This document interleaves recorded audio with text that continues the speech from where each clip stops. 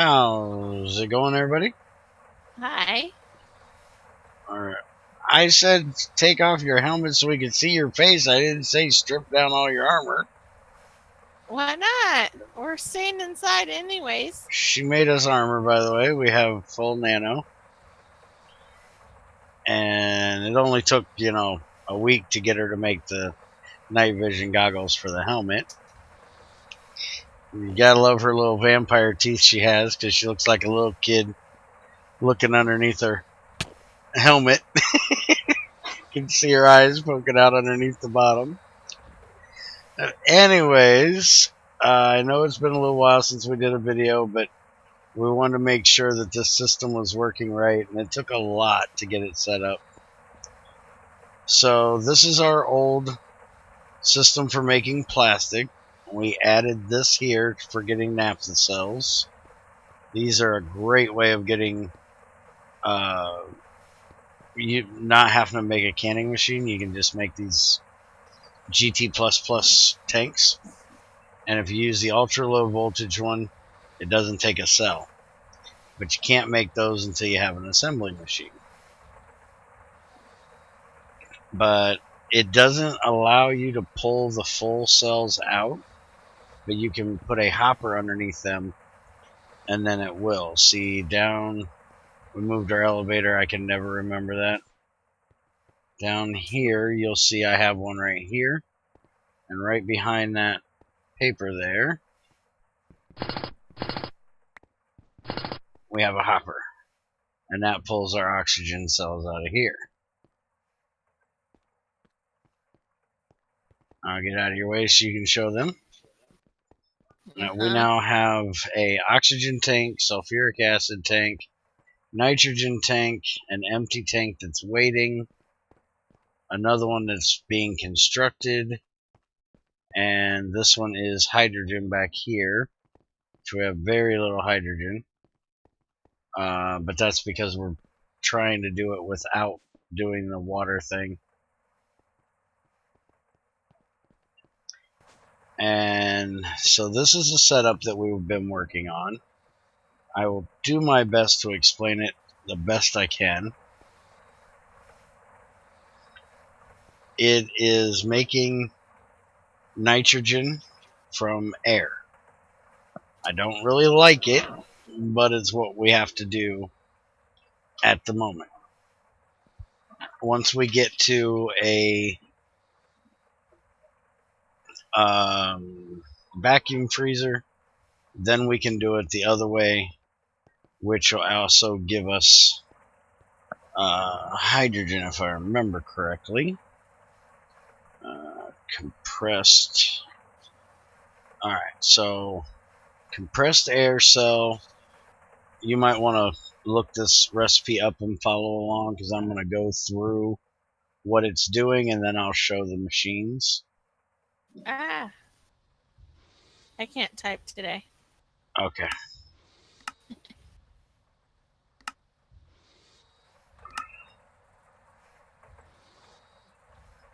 The first thing, to make a compressed air cell, you need to put an empty cell in a compressor. By the way, if you're going to set up this system or one similar to it, be ready to make a lot of cells. I think we made 6 or 8 stacks. I think we've made almost over 10 stacks by now. And we still need at least 1 or 2 more. So, empty cell into compressed air in a compressor.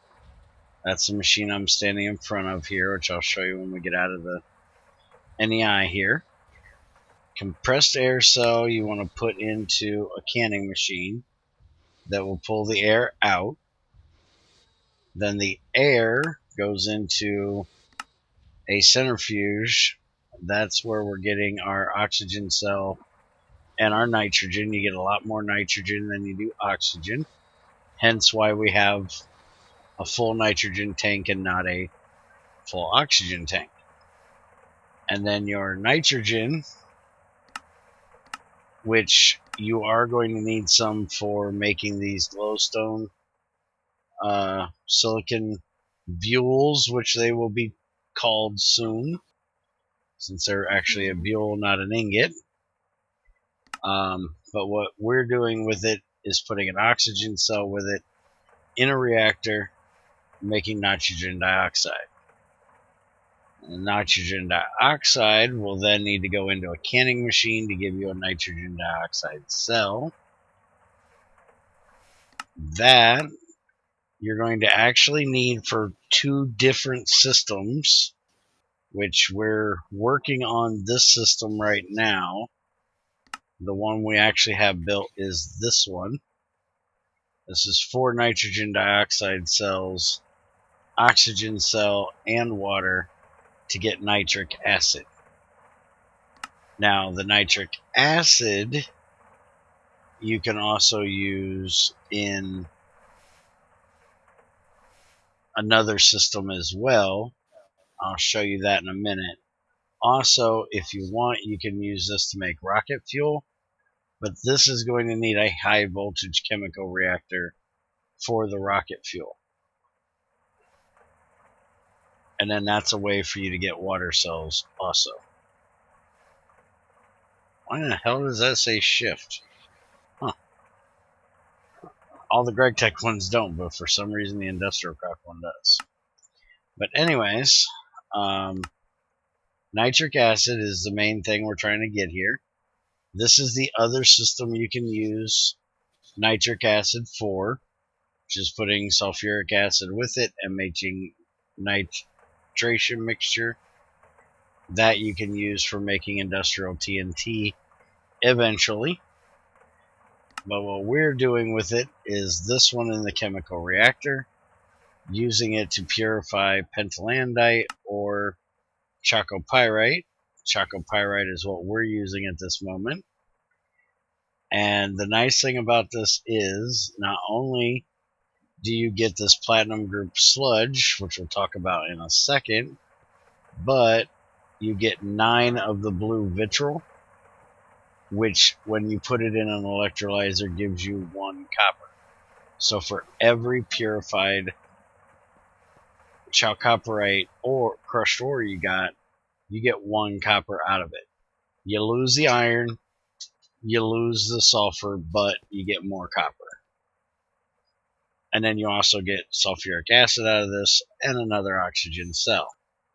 Now if you hit backspace crazy and you go back to the platinum group sludge, do you need me to wait a second? Yep.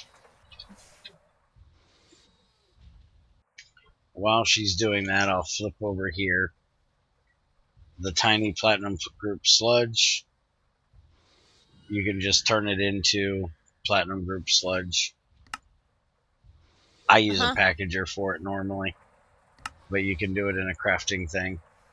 But then you take that, you put it in a centrifuge, you're going to get silicon dioxide, which is not a major need, but you're also going to get a tiny pile of gold, platinum, and an 80% chance at palladium, iridium, and osmium.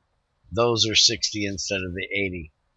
This is a way of getting palladium to save you on your platinum when you're making carbon mesh. And you get a much better return from your palladium. Now, the problem is that you have to go through the hot ingot thing in a blast furnace to make your palladium now. So you can't do this until you get a blast furnace, but if you extract it, you get 90% raw carbon fiber rather than 50% with platinum. So now I'm going to try to explain this system. This is a compressor. Cells are coming out through this pipe into the canning machine. The compressor is set with a screwdriver to output, allow input. So it's automatically going out, coming into here. This is full, so it's just going to sit here. There's a conveyor module on this side, which is also set to import, allow export. That way those two cells just bounce back and forth. So that's a closed loop right there. Then the actual air is coming out the auto output over here. We always do auto output for fluids. That way Crazy doesn't have to make pumps. Conveyors are a lot easier. I think they're a little more expensive, but they're easier, less crafting steps. And then here's a centrifuge that's making the nitrogen from the air, and it will need empty cells. Now what we're doing for that is the nitrogen is going down this bluish purple colored pipe here, auto output. There's a cover up here on this pipe that is taking them into this ultra low voltage tank, which is making the oxygen out of the cells, and then they are going right back, which somehow they worked on this one because there is a conveyor on this one that's pulling them. On that one down there, I couldn't get it to work. Maybe it's got a specific side it has to come out of. I'll have to play with that and see. I forgot about that when I set that one up. Anyway, so the oxygen goes... This is a closed system here for the cells. They fill up, they go over there, they empty, they come back. Nitrogen goes down there, oxygen goes down there, and the nitrogen then comes back up here into this chemical reactor. That's this pipe right here that you can see running underneath here, and it also comes off right here. I had it turned off. Oh, no, never mind. That's keeping the oxygen and nitrogen from mixing. Wrong place. I had it shut off for a while. So then nitrogen, oxygen, empty cell gives you your nitrogen dioxide, which is coming straight down here to this fluid canner, which is canning it up. And then let me knock this paper off of here so you can see this.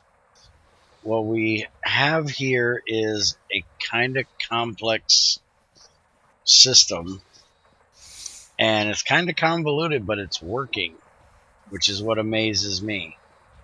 So this one here is inputting oxygen cells. This one here that's running on the other side of it, this one here, is doing empty cells. And we need empty cells back here at this chemical reactor as well. So we have both of them connected, along with, if we go down here, it's coming down here and picking up the empty cells from the oxygen cells when they get emptied. Or, excuse me, when they get filled. So all of that is running through these two pipes. The nitrogen dioxide is coming out of this one. It's running back to this one. This one again has the thing set on it so it can input and output. That way the empty cells come right back. Before we get too far ahead of ourselves, this one here is also outputting both fluid and cells down to this one. That way all the empty cells from here go directly here. So then your nitrogen dioxide and oxygen cells, the oxygen cells are coming from the tank downstairs. There's our nitrogen dioxide that just popped in with the water, and that's making the nitric acid here, which you'll see pop in here in just a second. This one's kind of slow. So then that's coming out this top pipe here, coming around to here. This chemical reactor is what's doing the nitric acid and the chalcopyrite. Conveyor module to pull out the platinum group sludge, which you can see we have almost 3 stacks now of the tiny dust. The blue vitriol comes up here. You get exactly 9,000 units, so 9 buckets worth, which is exactly what you need to run one through. So that's how you get the 1 copper. And then the cell and the copper are coming out. Copper is coming here for now. Eventually there will be a conveyor module on here that'll take it over to the periodic table, but for right now it's just sitting here. And then those empty cells are getting rammed back underneath into this system that's doing the empty cells and the nitrogen dioxide.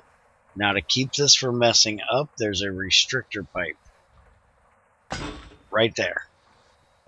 And this is restricting this pipe from letting any oxygen cells in, letting any nitrogen dioxide cells through. So only the regular cells are able to go through this area. It was a goofy fix, but it worked. I was hoping I wouldn't have to use filters for it, and I apparently got lucky and don't. And we need to use that scanner. Thank you. Is it all charged up? Yes, it is. Mm-hmm. We had 2 scanners today. Would Go I ahead. give it to you if it wasn't charged? Yes, you would. Just to say, no, you wouldn't.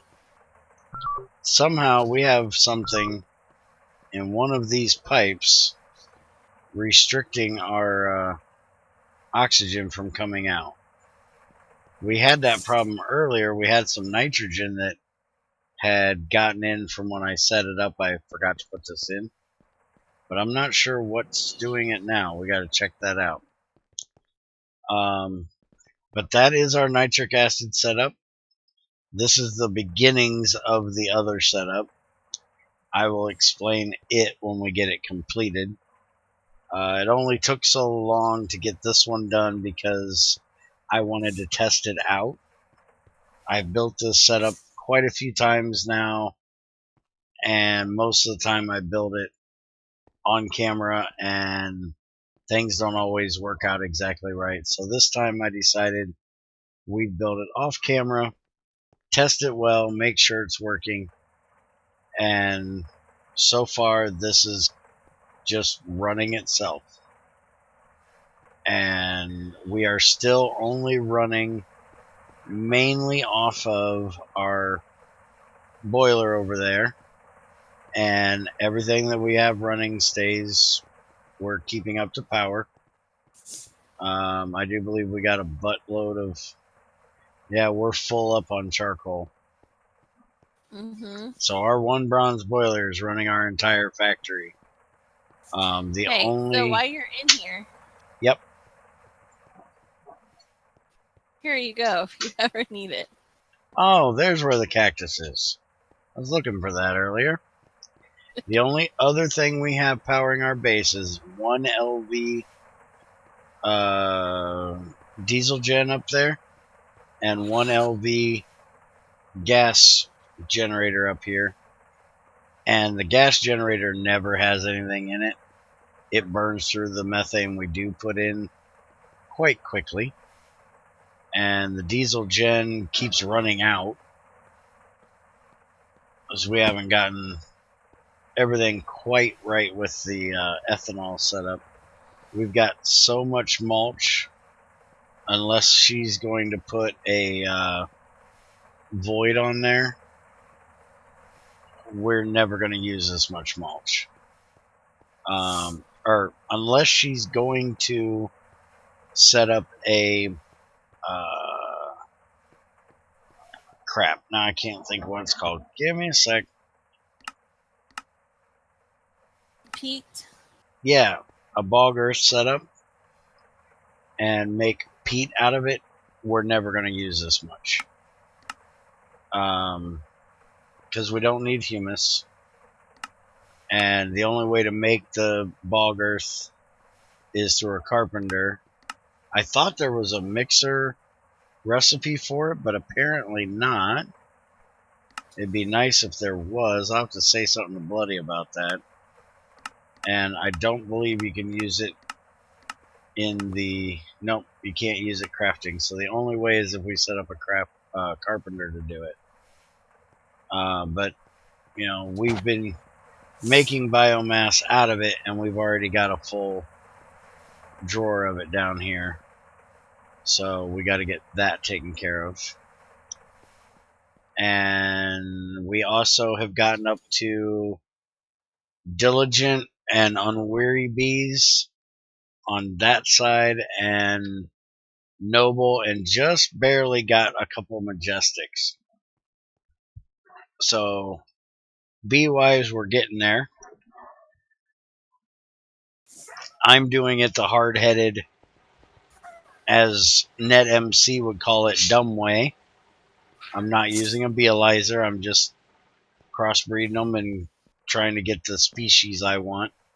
I'll worry about traits later. He's supposed to teach Crazy how to do bees, so she's not learning from me the bad way of doing it. Mm-hmm.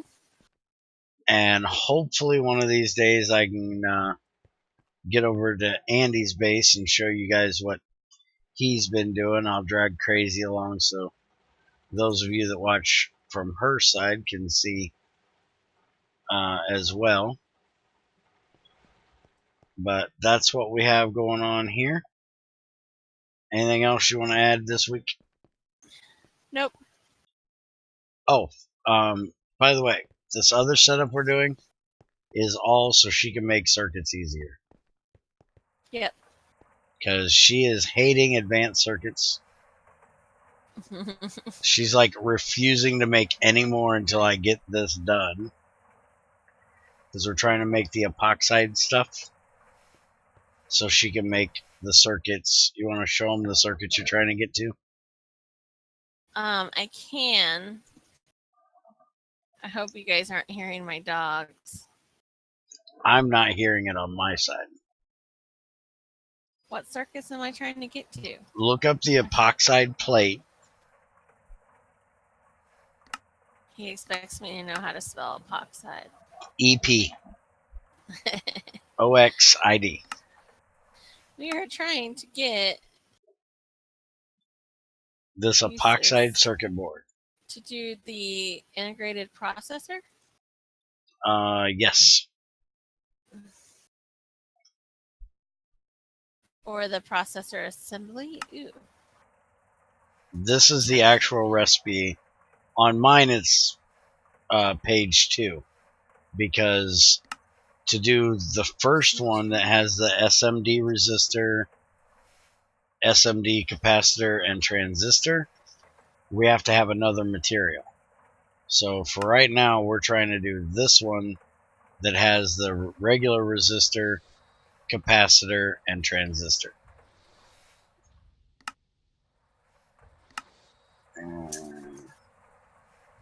The reason for that is we can make all of these things. Oh crap, we can't do the capacitor. Oh yeah, we can. That's polyurethane. Yeah. That's plastic. We can do that one. Uh-huh. I thought that was the other one. There's a coil that we can't do. Or I thought that was a coil at first. The small... No, we can do a small coil, too. Yeah.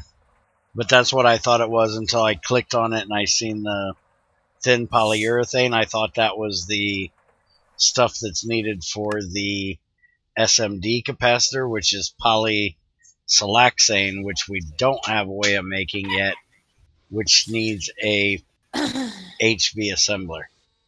And it sounds like your dogs are getting ornery, so we'll probably have to wrap this up. Uh-huh. This is the recipe we're trying to get to. Next time, we should be here showing this unless we go to Andy's. Have a good one, guys. If you have any questions, let us know. Bye. Bye.